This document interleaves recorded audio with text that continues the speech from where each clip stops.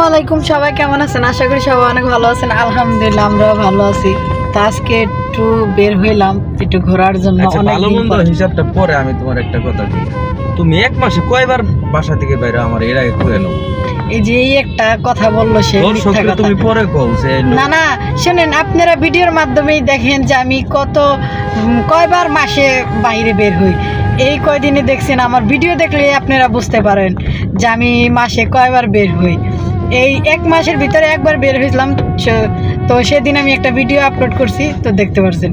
তো এখন সে চাপা ভিড়াইতেছে, মানে আপনাদেরকে শোনাইতেছে, আর আমারও হলো একটু ছোট করে আর কি। না, তার পেশাই এটা। তুমি এক মাসে তুমি বহুত জায়গায় ঘুরছো। জোরে বলো, মানুষে শোনে না।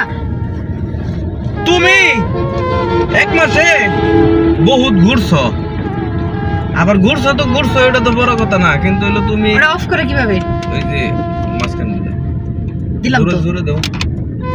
তুমি এক মাসে বহুত ঘুরছো, আবার ওই মাথা কাটা জায়গা মাথা বাবার কাইটা যাবার এত কিছু দেখার ইচ্ছা জাগে। এক মাসে তুমি বহুত ঘুরছো, আবার আমার অনেক টাকা নষ্ট করছো। এই যে একটা মোবাইল কিনে দিলাম তোমার 65,000 টাকা দিয়ে।